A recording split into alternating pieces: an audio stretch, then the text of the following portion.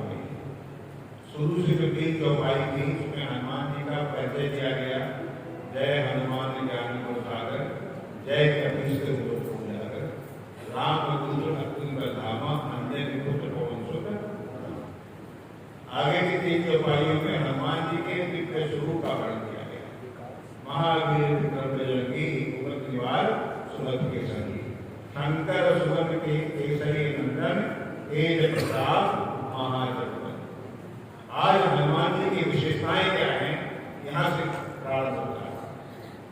हनुमान जी की क्या क्या माने क्वालिटीज हैं, विशेषताएं। पहला नाम देगा विद्यावान। एक शब्द है विद्वान होता है, एक होता है विद्यावान, दोनों में फर्क। विद्वान का मतलब है कि किसी एक विषय का जानकार, विद्या का जानकार। जैसे कोई हिंदी का जानकार करते हिंदी के विद्वान, जैसे गुरुमा गीता कंठार कहा जा सकता है गुरुमा गीता की विद्वान है। किसी को भागवत कंठार होता है, भागवत के विद्वान है। कोई मैथमेटिक्स का विद्वान होता है, कोई कर्मकांड का विद्वान होता है। विद्यावान का मतलब सारी विद्याओं में जो निपुण हो पाए, सारी विद्याएं जिसके अंदर, भगवान जी के अंदर कर्मकांड भी था, भागवत का विज्ञान था, गीता का विज्ञान था। गीता तो आगे के साथ सुनने थे हनुमान जी, है कि नहीं? वेदों का ज्ञान था, यंत्र का ज्ञान था, मंत्र का ज्ञान था, तंत्र का ज्ञान था, सारे विषय का ज्ञान हनुमान जी, राजनीति का भी ज्ञान था, कूटनीति का भी ज्ञान था, सब ज्ञान था। इसलिए हनुमान जी क्या कहते हैं? विद्यावान। कुछ लोग कहते हैं विद्वान का बिगड़ा रूप है अवधि भाषण। बिगड़ा रूप नहीं है। विद्वान और विद्वान में फर्क है। विद्वान सब हो सकते हैं, लेकिन विद्यावान हनुमान जी का हो सकते हैं। हनुमान जी एक और शक्ति है, विद्या के प्रदाता भी है। माता जानकी ने उन्हें आशीर्वाद दिया है कि आपके पास जो कुछ है आप उसे दूसरों को दे भी सकते हैं। अब गुरुमा के पास गीता ज्ञान है, जब तक हम अभ्यास नहीं करेंगे गीता माता से सुने नहीं समझे नहीं, हम नहीं सीख सकते, है कि नहीं? लेकिन हनुमान की कौन शक्ति है कि आपको आशीर्वाद देंगे, आप ऐसे अवतार मिल जाएंगे, आचार्य मिल जाएंगे। अष्टसिद्धि नवनिधि के दाता अष्टवीर जानकी माता, माता सीता ने आशीर्वाद दिया था कि जिसके ऊपर आप कृपा कर दोगे तो अपने आप सारी विद्याओं का जन्म कर देंगे। तो हनुमान जी विद्यावान हैं, सारी विद्याओं की ज्ञाता हैं, सारी विद्याओं के प्रदाता भी हैं। हनुमान जी ब्रह्म है और सारा ज्ञान विज्ञान ब्रह्म से ही उत्पन्न हुआ है। वेद भी भगवान की वाणी है, भगवान के वचन है, वेद और क्या है?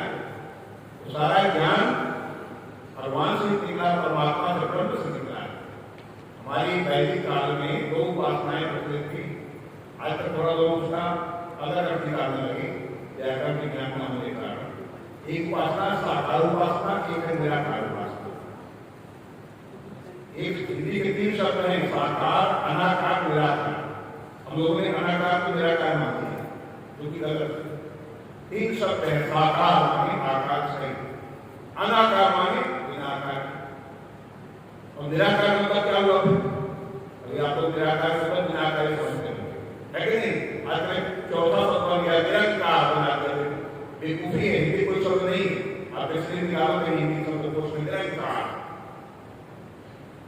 उपासना की दो ही पद्धतियां हमारी थी, साकार उपासना, निराकार उपासना। साकार उपासना क्या है? जैसे गोस्वामी तुलसीदास जी प्रोग्राम एक दृष्ट भक्ति, ये साकार उपासना है। किसी एक ईश्वर में एक दृष्ट भक्ति करना, यह साकार उपासना। लीला कृष्ण में करते रहते थे, यह साकार उपासना। सूरदास जी कृष्ण के गीत गाते रहते थे, यह साकार उपासना। कोई देवी का भक्त है, यह साकार उपासना। लेकिन जब ये साकार उपासना, जैसे तुलसीदास राम के उपासक थे, राम की उपासना में निश्चित हो गए, पूर्ण भक्त बन गए, उन्हें राम का दर्शन कर होने लगा। गुरुमान ने बोला ना, श्री राम में सब ज्ञानी कर्म सुना जोड़ जुबानी। तुलसीदास जी को वही प्रभु राम सब में देखते थे, अपने में, आप में, घर में, प्रहलाद वाली भक्ति, निराकार उपासना नहीं। कहा सब में भगवान, कहा सब एक तो भगवान है, भगवान तो कण में। तो सर्वत्र परमात्मा का रूप देखना ये निराकार उपासना है। निर है तो उपसर्ग, 22 उपसर्ग होते हैं, सफिक्स प्रीफिक्स नाउन आपने देखे, सफिक्स होते हैं हिंदी उपसर्ग, अनुभव उपसर्ग है। ये आकार में स लगाया साकार बन गया, आकार सही हो गया।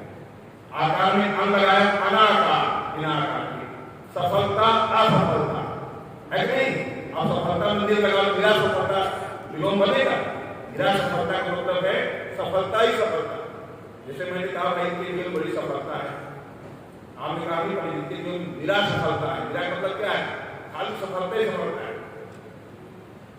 राजा की अमुक आदमी मूर्ख है, आपका आदमी तो मेरा मूर्ख है, इसका मतलब क्या है? केवल मूर्ख है, मूर्ख है, इसका मतलब केवल। तो साकार का मतलब ईश्वर के एक आकार में उत्कृष्ट होना, और निराकार मतलब ईश्वर के अनंत आकार, सर्वत्र, पेड़ में भी परमात्मा, घर में भी परमात्मा, कण कण में परमात्मा है, ये स्वरूप माना कि निराकार उपासना।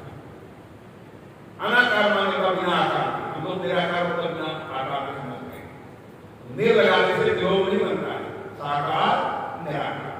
इसे कहने मतलब जो इसकी उपासना से हो जाती है, गीता में कहते हैं सुनी जो सुपाके थे परिकासम दर्शन, जो पढ़ने का है, पढ़ने माने क्या? ज्ञानी, पूर्ण ज्ञानी बात से भक्त बनता है, भक्त श्रेणी है, पूर्ण भक्त बनना बहुत बड़ी बात है। पूर्ण ज्ञानी पूर्ण भक्त बनता है, तब उसको परमात्मा की अनुभूति होती है ना? सुखदेव जी महाराज पूर्ण ज्ञानी थे, लेकिन कृष्ण चरित्र को सुना था, हमारे समझ में उनका सवाल है उसके बारे में, पूर्ण भक्त बन गए भगवान श्री कृष्ण। पूर्ण भक्त होना बहुत बड़ी बात है, पूर्ण ज्ञानी होना बहुत बड़ी बात नहीं है, पूर्ण भक्त होना बहुत बड़ी बात है। पूर्ण ज्ञान ही पूर्ण भक्त की मनुष्योपान श्री, पूर्ण भक्त होता है, पूर्ण ज्ञानी होता है, पूर्ण भक्त बनता है। हनुमान जी पूर्ण भक्त थे, ब्रह्म के स्वरूप से। हमारी जो उपासना है, साकार निराकार उपासना है, वो स्वामी तुलसीदास जी खुद लिखा है, गीता में मैंने बताया आपको, परिदास दर्शना, जो पूर्ण ज्ञानी होता है और परमात्मा को सुअर में, कुत्ते में, बिल्ली में, गधे में, सुअर सब लोग कृष्ण दिखाई पड़ते हैं। उसके लिए कहीं छोटा बड़ा कोई नहीं, मुझ बीच कोई नहीं, सुनी केवल सुपाके थे, तो तेरे में वही परमात्मा है ना, सौभाग्य संसार में वही परमात्मा, सर्वत्र परमात्मा, सर्वत्र कृष्णमय संसार। मीरा को कृष्णमय संसार देखा, मीरा जी की बात अयोध्या, उन्होंने सुना था कि भगवान कृष्ण राम के ही अवतार है, तो लोग राम को देखा कि गई अयोध्या, तो आज राम मंदिर बन रहा, पुराना भगवान का वहां प्रतिमा की जिसकी पूजा होती थी, कई मीरा वहां भगवान राम के स्वरूप को देख कर एक पल दिखा रहे हैं, मगन है, विचार कर रही क्या एक तुम्हारे द्वापर में कृष्ण मंदिर कर दिया बने थे, तो मैं संतोष मान थे, काफी देर तक दिखा रही थी मूर्ति।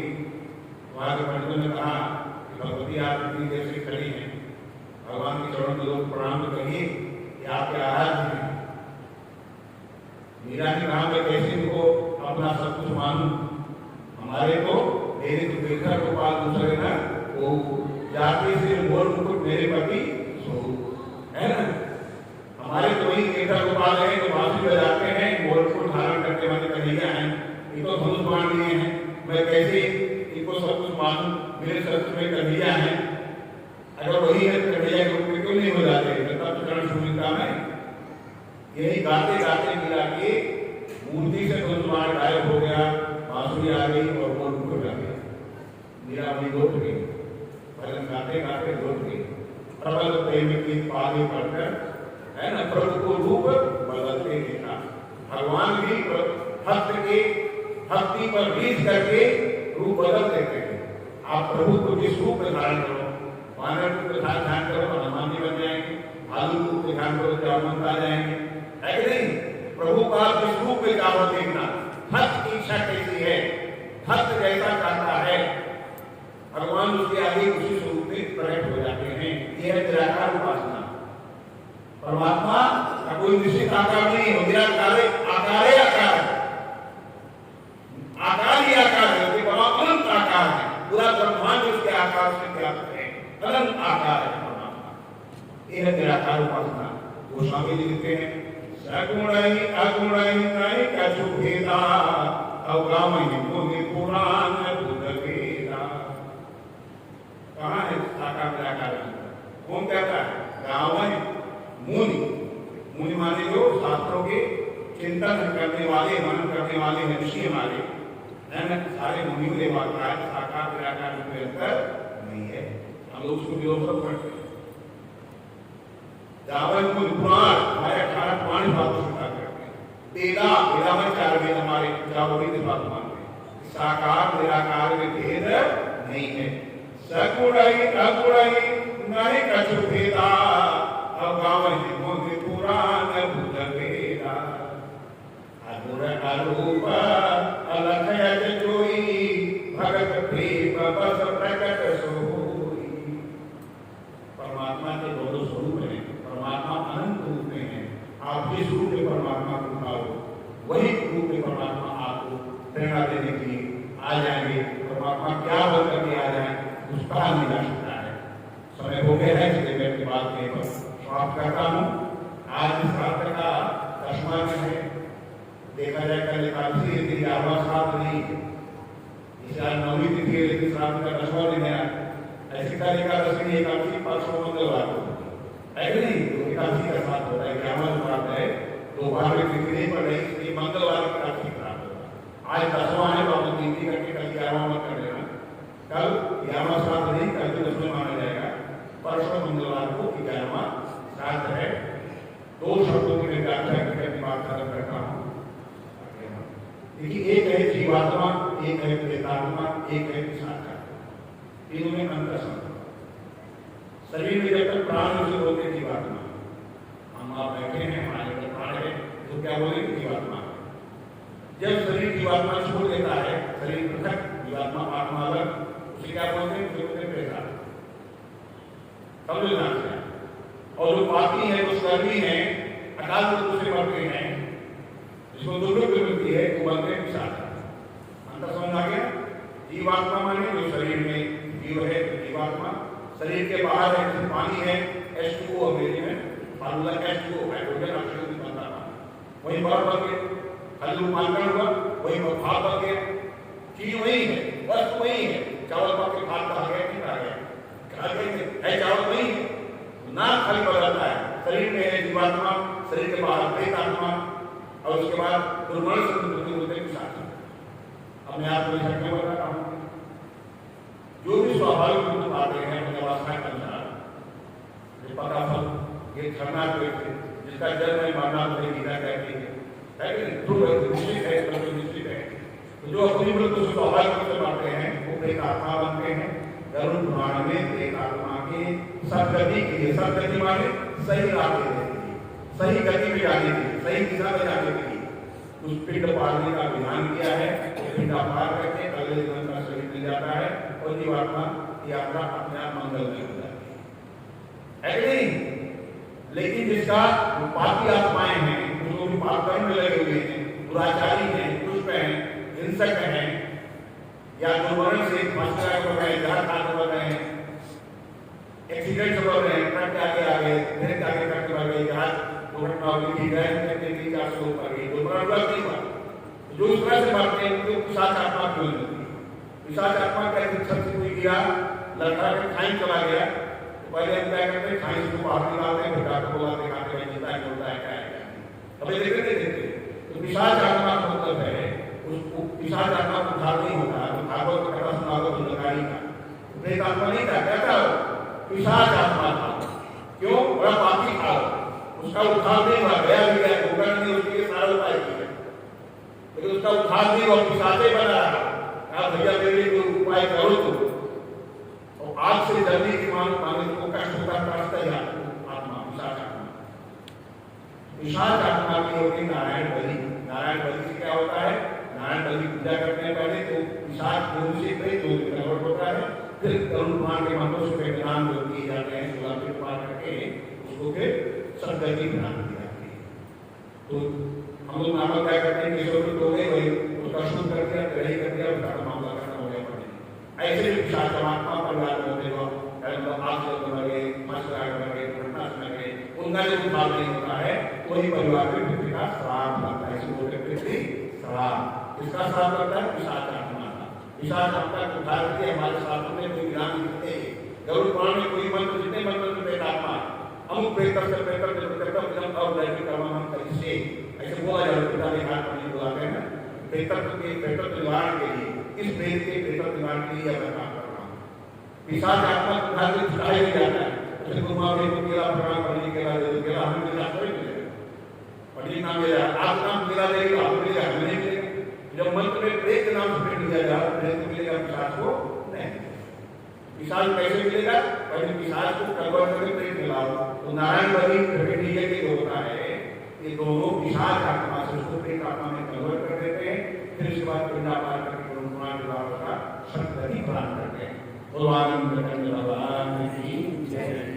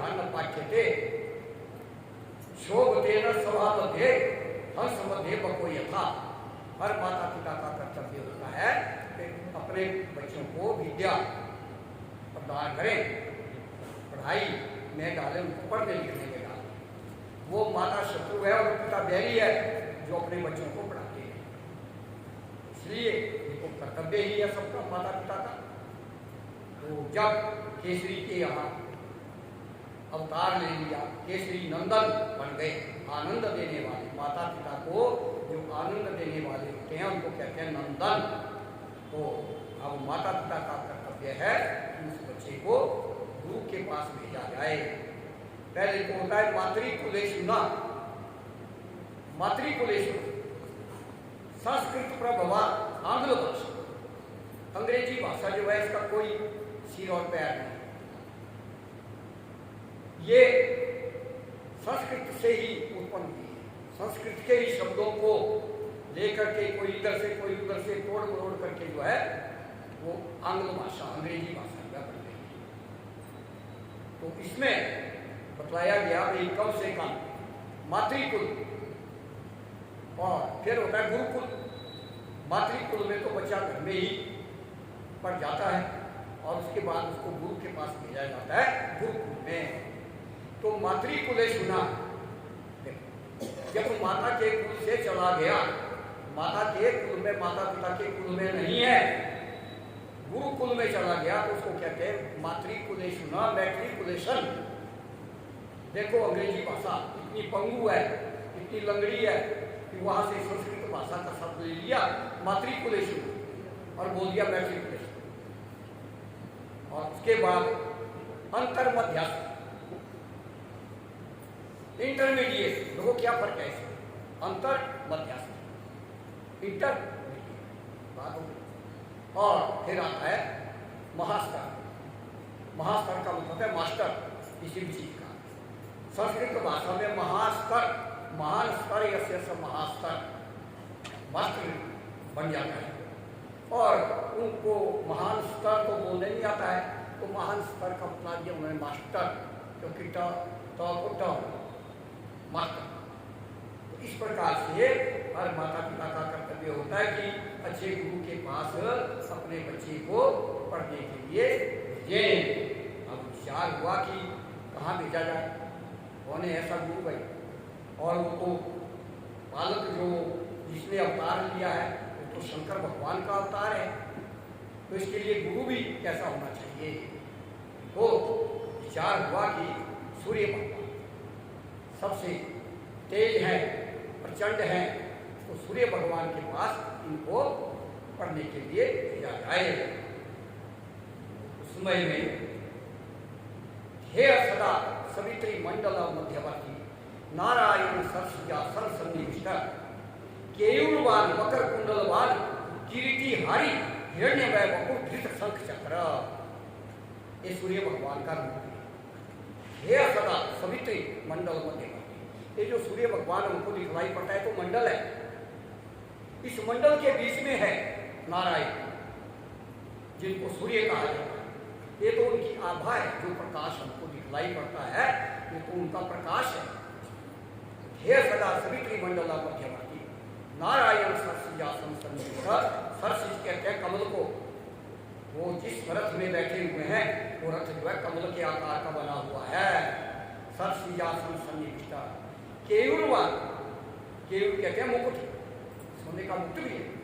मकर कुंडलवान, और मकरा किरीटी कुंडल कानों में पहने हुए, मकर कुंडलवान। किरीटी हारी, सिर में मुकुट है, और धृत शंख चक्र। केयूरवान मकर कुंडल किरीटी हारी, शंख चक्र भी हाथों में लिया हुआ है। और हिरण्यमय वपुर धृत, जैसे सोने का रंग होता है ऐसा सूर्य भगवान का रंग है। जब दूर से देखते हैं तो वो चमकदार सफेद दिखलाई पड़ता है, परंतु वास्तव में वो पीत वर्ण है, सोने की तरह। ऐसा सूर्य भगवान का रंग भी है और उनका रथ भी वैसा ही। तो ऐसे गुरु के पास हनुमान जी चले गए। शंकर भगवान का तो अवतार है, उनके लिए तो कोई मुश्किल नहीं है। आगे कथा आप सुनेंगे तो शंकर भगवान का तेज है, तो उसको तो कोई रोक ही नहीं सकता है। तो वहां पर चले गए और सूर्य भगवान को नमस्कार किया। सूर्य भगवान को जब नमस्कार करते हैं तो कहते हैं विद्या आनी चाहिए। गुरु के पास किस लिए जाते हैं? विद्या के लिए, विद्या आनी ही चाहिए। तो अभी इस कथा को आगे बढ़ाने के लिए क्यों ना विद्या की देवी, ज्ञान की देवी और बुद्धि की देवी जो माता सरस्वती है उसका एक कीर्तन हो जाए, जो कि विद्या की देवी है। और विद्या प्राप्त करने के लिए हनुमान जी गए हैं सूर्य भगवान के पास।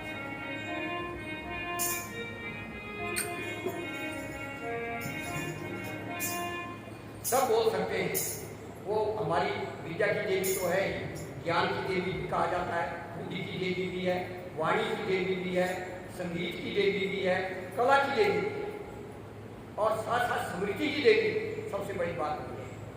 आप लोग कथा सुन रहे हैं, परंतु वो कथा तो आपको याद रहनी चाहिए सदा। अगर सरस्वती माता की कृपा नहीं होगी तो बात भूल जाएगी। जाते जाते ही यहाँ से जब आप जाएंगे, जाते जाते ही पता ही रहेगा कि हमने क्या सुना, क्या पढ़ा। रे जो पढ़ा हो तो सारी जिंदगी याद रहना चाहिए। तो याद देवी सर्वभूतेषु स्मृति रूपेण संस्थिता नमस्तस्यै नमस्तस्यै नमस्तस्यै नमो नमः। वो माता स्मृति के रूप में, याद के रूप में सबके अंदर विद्यमान है। अगर उसकी कृपा हो जाए तो सब कुछ याद हो, जल्दी याद हो। ये सरस्वती माता का वंदना सब बोलेंगे, जैसे मैं कहूँगा वैसे ही आप। वो माता हंस के ऊपर बैठती है। हंस का मतलब होता है निरीक्षित। ऐसी विद्या, ऐसा ज्ञान होना चाहिए कि सत्य क्या है, असत्य क्या है, धर्म क्या है, पाप क्या है, ऐसी विद्या चाहिए।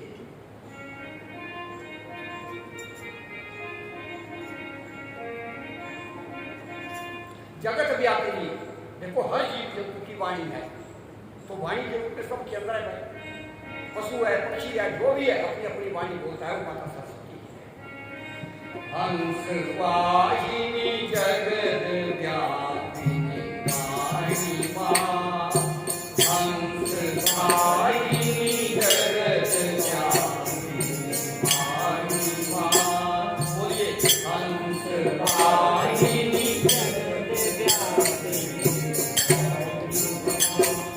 करुणामयी कल्याण कर कल्याणी मां, करुणामयी कल्याण कर कल्याणी मां।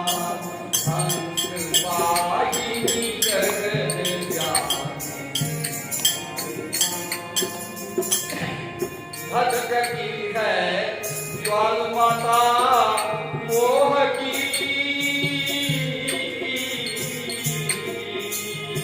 भटकती है ज्वाल माता मोह की, मोह की।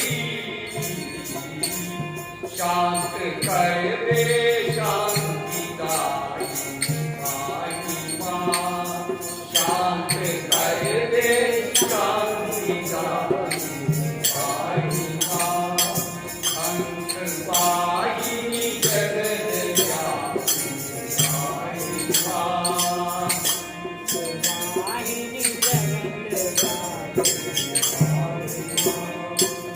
प्रेम भर दे वाणी में मां शारदे,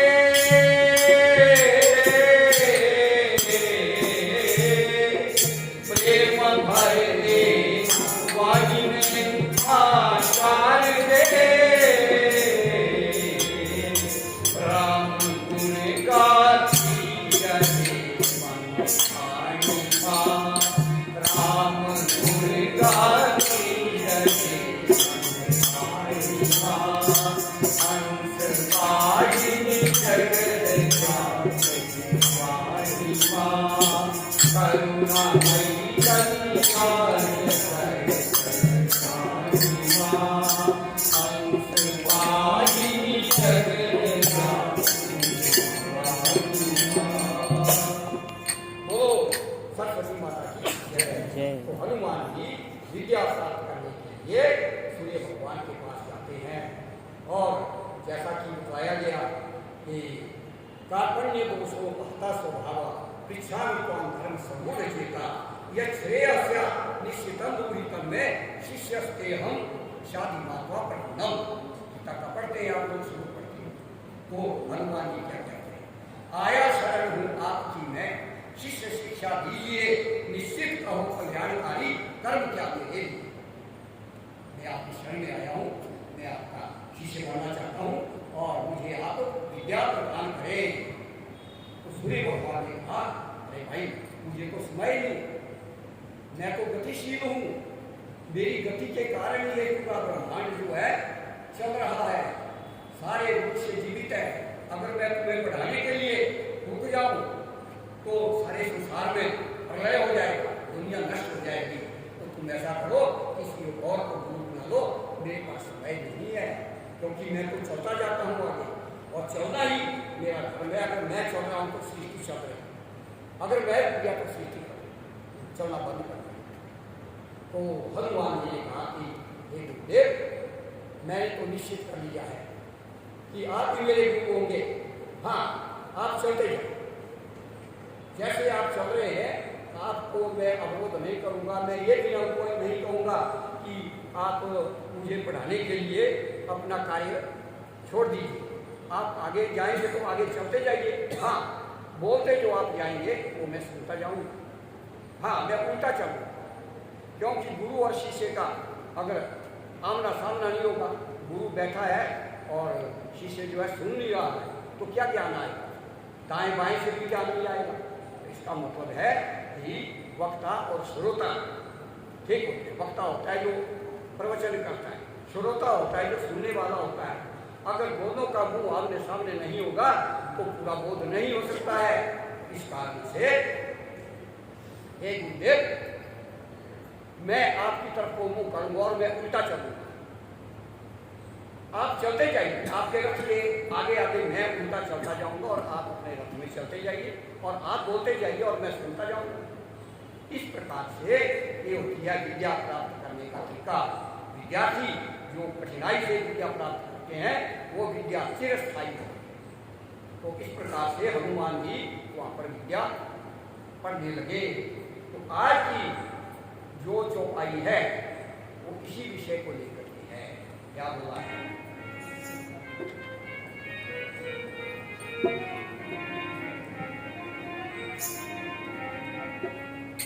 विद्यावानी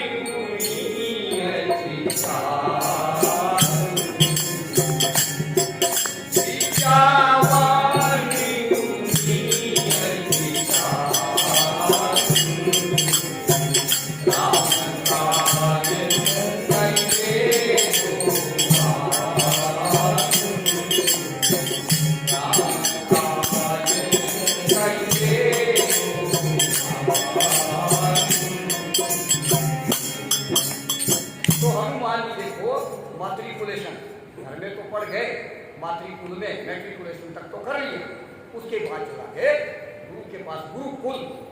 अब गुरु के कुल में चला गया, जिसको कहते हैं गुरुकुल।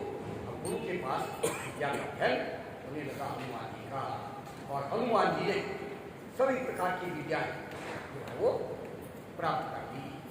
जितनी भी विद्या है सब हनुमान जी, क्योंकि हनुमान जी को भगवान शंकर का रूप है। तो जितनी भी विद्या आई है, जितना भी ज्ञान आया है, ये शंकर भगवान से ही आया है। शंकर भगवान ने जब प्रलय हो गया था तो शब्द शास्त्र जो है वो वहीं से तो उत्पन्न हुआ, और शब्द से ही वेद उपजे। आदिनाद अनहद भयो ताते उपजो वेद। तो वेद क्या है? शब्द अर्थ सब कुछ है वेद के, परंतु जब से नाद नहीं आया तो वेद कहाँ से प्रकट हुए? तो यस्य, जिस शंकर भगवान के कृपा से उन्होंने डमरू बजाया, उस डमरू में से आवाज निकली 14 आवाज। अयुन रेखरी एवं एवं च हय वरकलन जमगन झमयंग रस जब रस तब सच चट तब तपय सफल। ये डमरू की आवाज। इससे फिर शब्द शास्त्र और वेद का जो है वो प्राकट्य है। तो यस्य समृत्या वेदम, वो शब्द जो है विष्णु भगवान जो शेषनाग की सैया में सोए हुए थे उन्होंने सुन लिया, और उनके द्वारा जब श्वास यस्य निष्पक्षितम वेदः, यस्य निष्पक्षितम वेदः यो वेदे व्यो अखिलं जगत निर्ममे तमहम वंदे विद्यातीर्थ महेश्वरम। यहाँ भी भगवान शंकर को ही सबसे बड़ा मानते हैं कि जिनके श्वास के द्वारा, श्वास की जो आवाज है वो ब्रह्मा ने सुनी और उसे वेद आ गया उनको, वेद से ही तो ज्ञान है और सृष्टि बनाने की विद्या आ गई ब्रह्मा की। पर वो विद्या आई कहां से? विष्णु भगवान तो सोए हुए थे, उनके अंदर कहां से आई वो विद्या? तो भगवान शंकर ने जो है वो विद्या उनके अंदर प्रदान की और विष्णु भगवान से ब्रह्मा जी ने सुनी 4 मुखों से और 4 वेद प्रकट हो गए। उन चारों वेदों में सृष्टि कैसे बन चलती है वो सब चला। इसलिए कहा जाता है कि भाई मूल क्या है? विद्या तीर्थ महेश्वरम। बड़े बड़े तीर्थ हैं संसार के अंदर, सब तीर्थों का अपना अपना महत्व है, परंतु एक तीर्थ का नाम है विद्या तीर्थ और विद्या तीर्थ नाम है भगवान शंकर। जितनी भी विद्या है भगवान शंकर ये तो हनुमान जी तो शंकर भगवान का ही अवतार है और उनके अंदर अल्पकाल में ही सब प्रकार की विद्या आ जाती है। तो विद्यावान तो ठीक है, पंडित जी से सुन लिया आपने, विद्वान अलग होता है और विद्यावान जिसके पास सभी प्रकार की विद्या है, जो औरों को प्रदान कर सकता है, सारी विद्याएं जिसके पास है। तो इस प्रकार से ये विद्या के और गुणों के भंडार हैं। तो विद्यावान गुणी और गुण, सद्गुण आने चाहिए। विद्या से तो गुण आते ही है और चतुराई भी आनी चाहिए। तो हनुमान जी के अंदर जो विद्या आई तो कई प्रकार की विद्या है, ऐसे तो बताई गई है 14 विद्या, 64 कला। कृष्ण भगवान के अंदर 14 विद्या 64 कला थी। तो इस प्रकार से ऐसा माना गया है। ब्रह्म ज्ञान और साय स्वर धर्म वेदन तथा इत्यादि। तो सबसे बड़ी जो विद्या है वो है ब्रह्म ज्ञान, जिसको आप प्रतिदिन पढ़ते हैं। ब्रह्म विद्यायाम योग शास्त्र। ब्रह्म विद्या क्या है? सबसे बड़ी विद्या है, विद्याओं की जननी। सारी विद्याएं जो है उससे बड़ी कोई विद्या नहीं। तो वो ब्रह्म ज्ञान की विद्या जो है। और विद्या थे कहते हैं जो आदमी उस विद्या को पढ़ लेता है उसको अमृत की प्राप्ति होती है। अमृत की प्राप्ति वो होती है कि वो मरता नहीं है, फिर संसार में जन्म मरण से छूट जाता है, वो अमर हो जाता है। जैसे हनुमान जी, तो हनुमान जी अमर है। तो इस प्रकार से उनके अंदर विद्या का ज्ञान हो गया। विद्यावान गुणी और गुणवान तो है ही। सद्गुण उनके अंदर पाए जाते हैं और चतुराई भी पाई जाती है। चतुर वो होता है जिसको कोई ठग नहीं सकता, जिसको कोई धोखे में नहीं डाल सकता, जिसके साथ जिसके आगे छल प्रपंच चलता ही नहीं, उसको कहते हैं चतुराई। तो सबसे बड़ी चतुराई जो है भगवान के पास है। यही तो चतुराई है। जिसको भगवान की भक्ति करने का बोध हो गया वो आदमी चतुर है दुनिया के। नहीं तो दुनिया में पुनरपि जन्मम पुनरपि मरणम पुनरपि जननी जठरे शयनम इति संसारे खलु दुस्तारे कृपया पारे पाई। ये संसार सागर जो है इसी में बार बार उसको मर जाएगा, फिर दोबारा जन्म ले लेगा, फिर मरेगा, फिर जन्म लेगा, फिर मरेगा। ये इसी प्रकार के इसका जो है वो कोई पार नहीं पा सकता जब तक भगवान की शरण में नहीं जाया जाए। तो भगवान की शरण में जाना ही सबसे बड़ी चतुराई है। हनुमान जी के अंदर सबसे बड़ी चतुराई और लौकिक चतुराई तो है ही। दुनिया के व्यवहार में जो आदमी चतुर नहीं होगा, कहते हैं कि वन में चले जाओ, जो सीधा वृक्ष होगा उसको सब काट करके ले आएंगे, इसका कुछ न कुछ बनेगा, बनाया जाएगा, फिर फर्नीचर बनाया जाएगा। जो पेड़ के दबेगा होगा उसको बोलते हैं तो बेकार, ये किसी काम का नहीं। इसलिए आदमी के अंदर चतुराई होनी ही चाहिए। इस प्रकार से हनुमान जी ने विद्या का अध्ययन किया और प्रभु भगवान राम का जो काम है इसका उन्होंने व्रत नहीं किया। तो दियाय कार्याय बद्धाकटियम सुबह माशी संदेही तत्मुक्तये। हे प्रभु, मैंने आपके काम के लिए कमर कस ली है। आप हर समय हनुमान जी जो हैं भगवान का राम कब मिलेगा, कब मिलेगा, कहाँ से मिलेगा, कहाँ भगवान राम के द्वारा होने वाला काम है ताकि मैं उसको करूं, आतुरता क्या कहें। तो उनको वो तो चाहते हैं हर समय कि कोई ना कोई ऐसी घटना होती रहे भाई जिसमें प्रभु राम की आवश्यकता पड़े ताकि मैं उनका कार्य करूं। विद्यावान गुणी अति चातुर, राम काज करीबे को आतुर। राम का काज क्या है? राम विग्रहवान धर्म, राम तो धर्म है।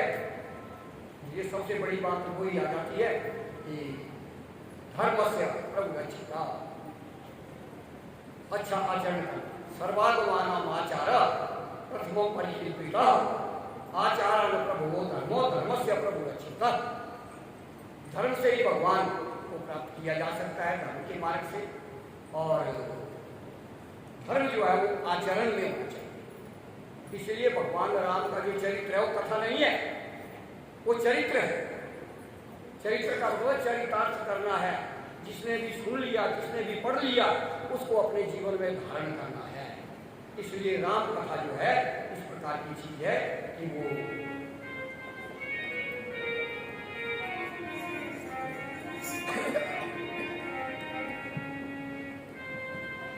रामचरित मानस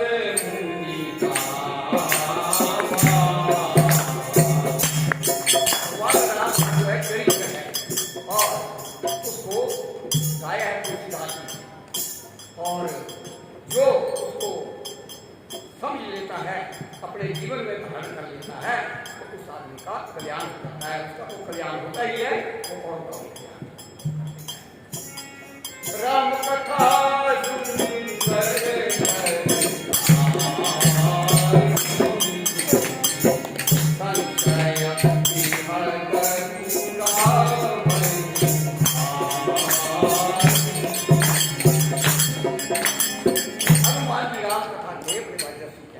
जहाँ भी राम कथा होती है वहाँ किसी न किसी रूप में आ ही जाते हैं। इसी आश्रम की मैं बात करता हूँ। एक समय यहाँ सांप हनुमान जी की कथा हो रही थी। कहाँ से प्रकट हो गया, कोई रास्ता तो था ही नहीं, कैसे अपने आप भूमि में से प्रकट। एक बार एक बंदर सबने बहाया चारों तरफ से कि ये कोई किसी मुदारी का है और ये कहीं उसको भूल गया है रास्ता। वो बेचारा सब आया, सारे उसके पीछे पड़ गए। बच्चे तो ज्यादा ही पड़े और बड़े बड़े लोग भी पड़े। भाई इसको मारो, कहाँ से आ गया? तो मैं जिस रूम में रहता हूँ कमरे में, उस कमरे में आया और चारपाई के नीचे आकर के ये भगवान की, हनुमान जी की एक महिमा का है इसमें एक दृश्य। और चारपाई के अंदर आ गया और उसको भोजन दिया, फल दिए खाने को, वो खाया और उसके बाद चला। तो ऐसा जहाँ भी भगवान राम की, रामायण की, हनुमान की कथा होती है तो वहाँ किसी न किसी रूप में हनुमान जी प्रकट हो ही जाते हैं। तो इस प्रकार से प्रभु चरित्र सुनीले को रची है। तो भगवान राम ने प्रतिज्ञा की कि जितने भी असुर हैं जो धर्म का नाश कर रहे हैं, और उन सब असुरों में सबसे बड़ा असुर था रावण। बाकी और भी बहुत से थे। रावण भी कई प्रकार के थे। कहते हैं कि तो रावण था ही, एक अहिरावण भी था और एक महिरावण भी था। रावण, अहिरावण और महिरावण। एक अद्भुत रामायण, अद्भुत रामायण में ये कथा आती है कि एक महारावण था, महिरावण बोलते हैं, 7वें पाताल में रहता था। तो जब भगवान राम ने रावण को पूरा संहार कर दिया तो सीता जी ने बोला कि मैंने त्रिजटा से सुना है कि एक रावण, सबसे बड़ा रावण जो 7वें पाताल में रहता है, वो बहुत बड़ा भयंकर है, तो उसका भी नाश होना चाहिए। और उस समय में भगवान राम ने सुना कि ठीक है, काम तो चल ही रहा है, युद्ध तो चल ही रहा है, तो क्यों ना पूरा ही निष्कर्ष जो है वो पूर्ण कर दिया जाए। और भगवान राम ने सोचा कि जाए वहाँ। अब भगवान राम सोच रहे हैं और वो रावण इतना बड़ा 7वें पाताल में उसको पता लग गया कि मेरे बारे में सोच रहे हैं, मुझे मारने के लिए आ रहे हैं। और उसने सांस खींचा और सांस खींचने से ही सारी भगवान राम, लक्ष्मण और जितनी सेना थी, जांबवान आदि और विभीषण की सेना भी जितनी थी और पूरे के पूरे जो है उसके मुंह के आगे पहुंच गए। जो महिरा महापापी था तो अब वहाँ पर युद्ध होने लगा। तो युद्ध जब होने लगा तो उस समय में उसने सीता जी भी उसी सांस के साथ वहाँ उड़ गई, वहीं पर पहुँच गई सीता जी। जितनी भी सेना थी, जितना कटकटा, जितने लोग थे, वो एकदम उसके सांस की हवा के साथ जैसे तूफान आता है और वही रावण के आगे पहुँच गए और युद्ध होने लगा और बड़ा भयंकर युद्ध हुआ। उस समय में कहते हैं कि भाई वो भगवान राम को निगलने के लिए चल पड़ा, इतना भयंकर राक्षस था वही रावण। तो उस समय में सीता जी ने विचार किया, आपने चित्र में देखा होगा, फोटो में शंकर भगवान लेटे हुए हैं और ऊपर काली माता है। तो सीता जी का उस समय अपना सही रूप प्रकट हो गया, जो वास्तविक रूप था जगदम्बा, वो महाकाली भी है, महालक्ष्मी भी है, महासरस्वती भी। तो महाकाली के रूप में प्रकट हो गई और उसने उस समय में प्रलय जैसी स्थिति आ गई और मही रावण को, उसकी सेना को तो मार ही दिया, परंतु अब उस टाइम में वो अपने सही रूप में नहीं थी कि मैं कौन हूँ। उसने तो सबको छोड़ देना था और भगवान राम की तरफ को भी चल पड़ी। भगवान राम को भी मारने के लिए तैयार हो गई, क्योंकि वो काली रूप था। उस समय तो उसको कोई रोक नहीं सकता था, कोई शक्ति नहीं सकती। तो उस समय विष्णु भगवान आदि देवताओं ने प्रार्थना की भगवान शंकर से कि आप महाकाल हैं और इसने जो है सीता जी ने जो है अपना असली रूप महाकाली का रूप धारण कर लिया है और अब प्रलय होने वाला है, हे प्रभु इस संसार को बचा लीजिए। उस समय भगवान शंकर है और जहाँ वो जा रही थी राम की सेना की तरफ, तो वहीं पर शंकर भगवान लेट गए। और शंकर भगवान जब लेटे, जब उसने एक पैर ऊपर उठाया तो दृष्टि पड़ गई शंकर भगवान ने। अब शंकर भगवान को अपना स्वामी मानती है महाकाली, तो महाकाली ने जब देखा उसकी जीव निकल गई। क्योंकि जब कोई भयंकर काम होता है, कोई बुरा काम आदमी से होने लग जाता है, कोई पाप की बोध हो जाता है कि अरे मैं बड़ा भारी पाप कर रहा हूँ, क्या होता है जीव वो बात। तो काली की जीव जो है उस समय में निकली हुई है। ये चित्रों में, फोटो में आप लोगों ने देख लेना, जहाँ शंकर भगवान लेटे हैं और काली जो है उनके ऊपर पैर रखने वाली है। तो इस प्रकार से वहाँ उस रावण का संहार किया और फिर आए और फिर वहाँ से प्रस्थान हुआ अयोध्या के लिए। भगवान राम ने प्रस्थान किया। तो कहने का मतलब ये है कि हनुमान जी ने बहुत चतुराई की है और उस चतुराई के कारण सब प्रकार के अच्छे अच्छे कार्य किए हैं। राम काज करिबे को आतुर, सबसे बड़ा काम होता है राक्षसों का संहार। तो राक्षस कौन होते हैं? आज भी संसार के अंदर ज़्यादा राक्षस ही पैदा होते हैं। उनकी पहचान क्या है?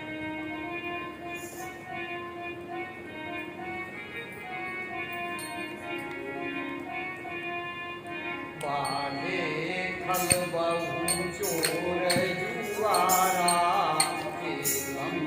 पट पर धन पर तारा, पट पर धन पर तारा।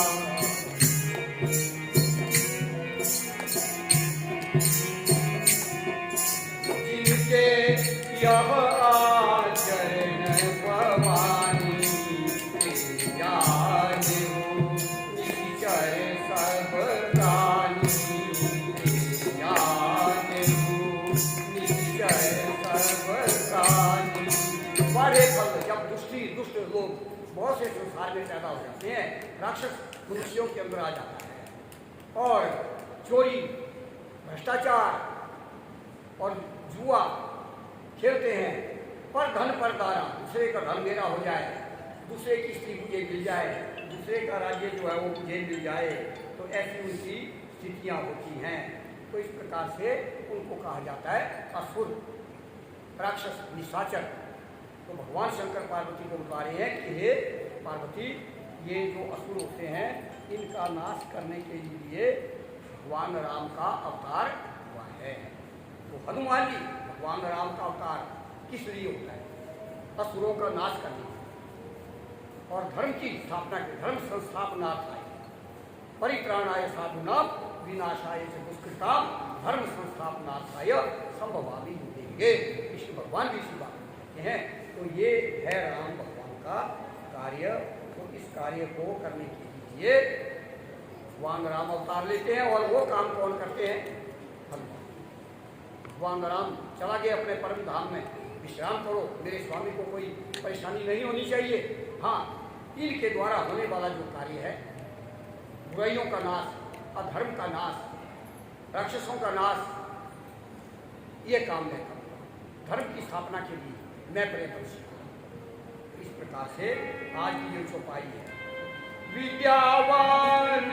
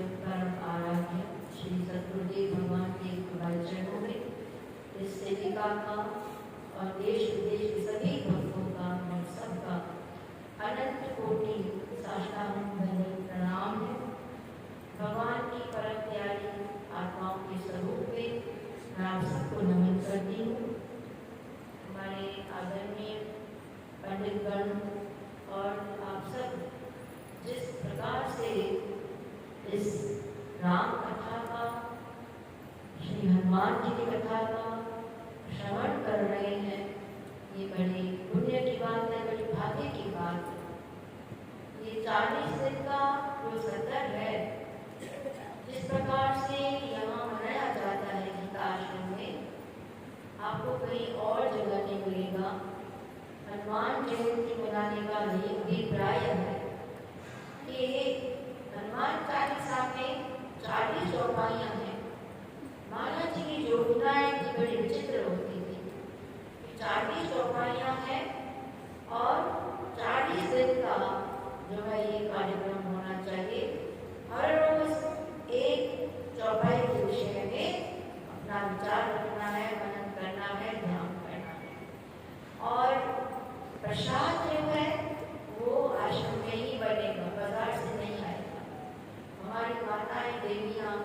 इतनी मेहनत करके श्रद्धा से बैठ के ये लड्डू का प्रसाद बनाती हैं और पाठ करके, भजन कीर्तन करके, हनुमान चालीसा करके, गीता पाठ, गीता आरती, हनुमान जी की आरती करके ये प्रसाद बनता है।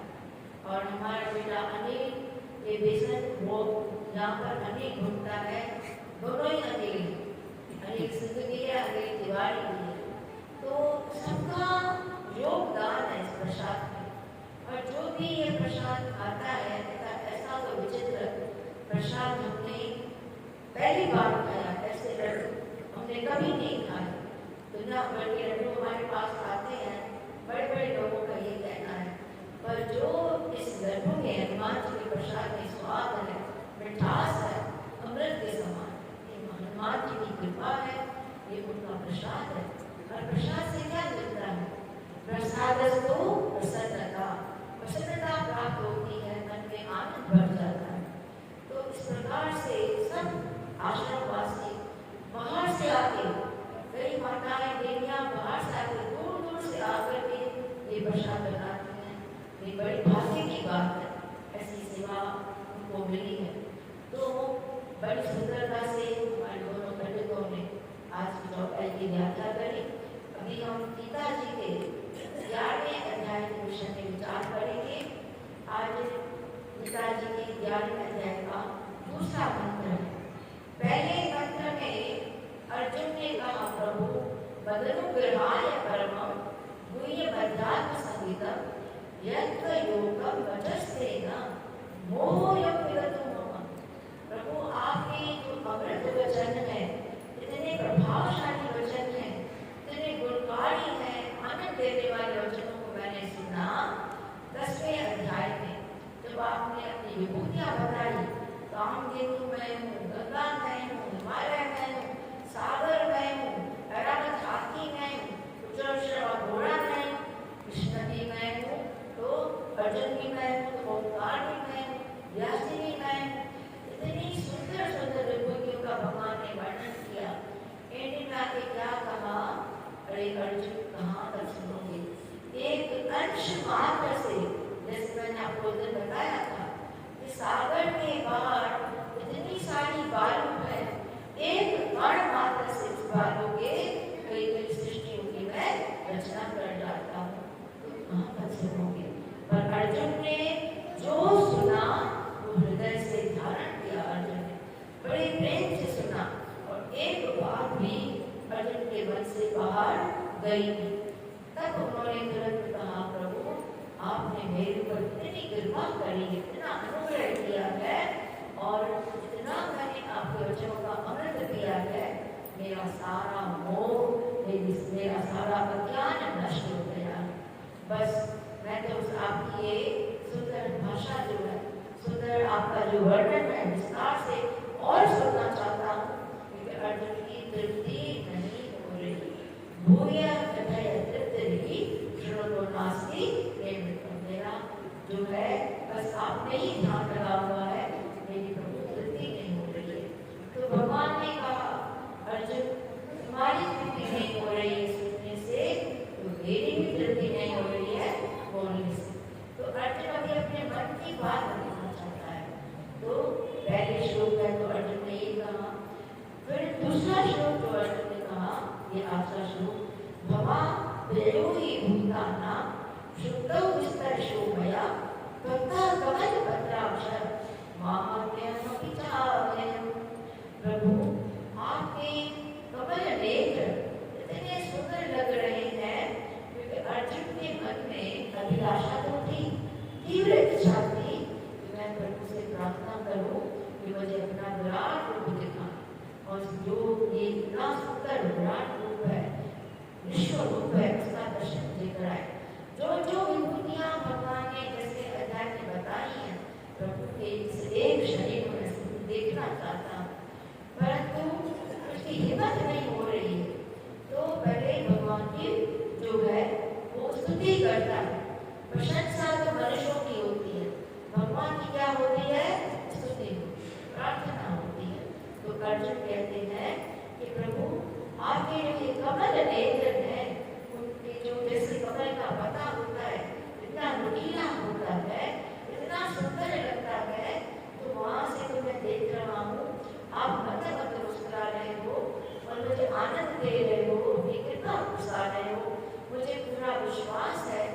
मेरे मन की इच्छा पूर्ण करेंगे।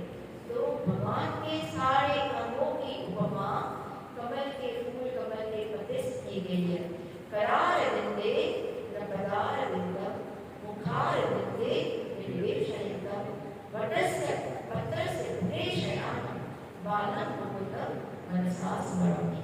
भगवान के हर अंग की उपमा कमल के फूल से, अर्घ कहते हैं कमल को, कमल नेत्र, हस्त कमल, हृदय कमल, चरण कमल।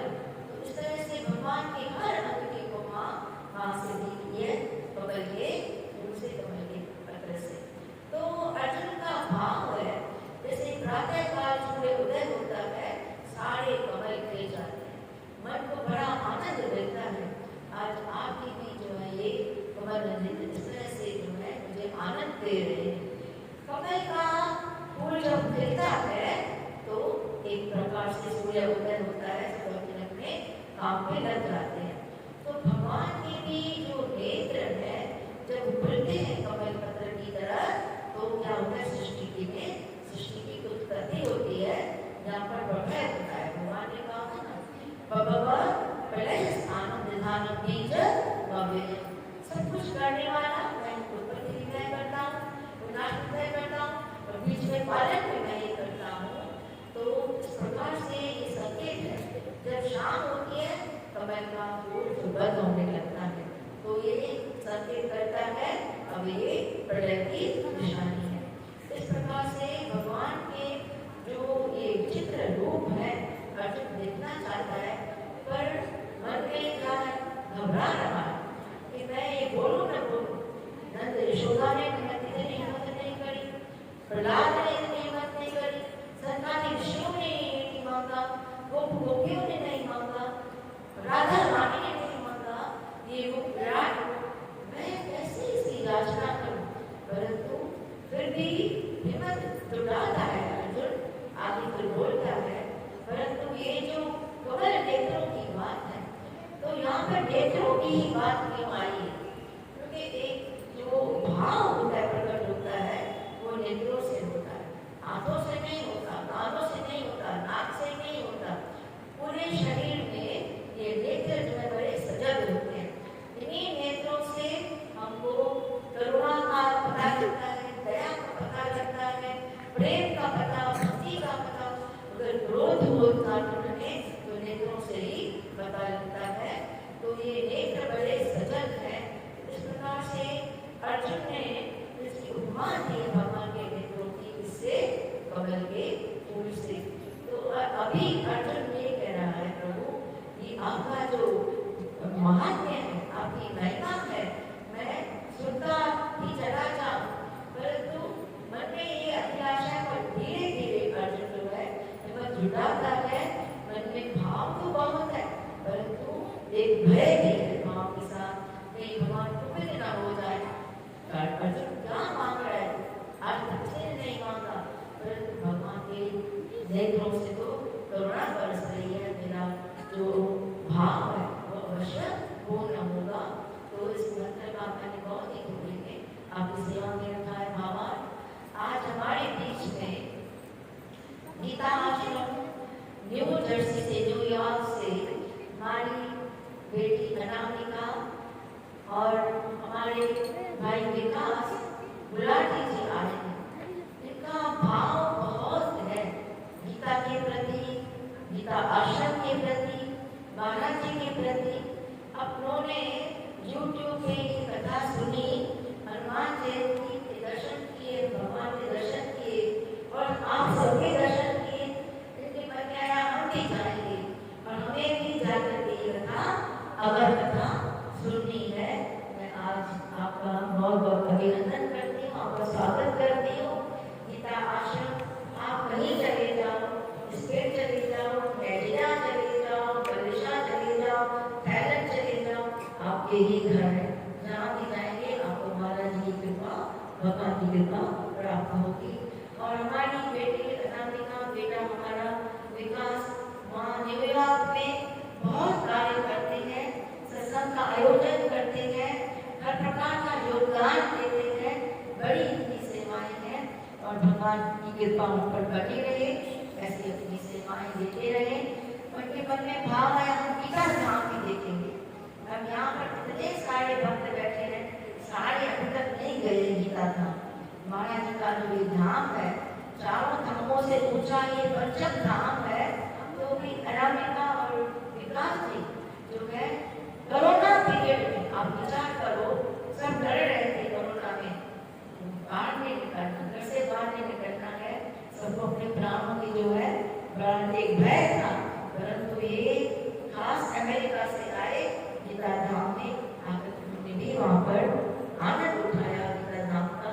बार बार आएंगे, बार बार वो इस संगत का प्रस्ताव बात करेंगे। इन शब्दों से सबका धन्यवाद करते हुए जयकारा और बड़े प्रेम से बोल पवन सुंदर हनुमान की जय। ओम नमस्ते देवम देवकी परमानंदम कृष्णं वन्दे जगत् वसुदेवसुतं देवं कंसचानूरमर्दनं देवकी परमानंदम कृष्णं वन्दे जगद्गुरुं वसुदेवसुतं देवं कंसचानूरमर्दनं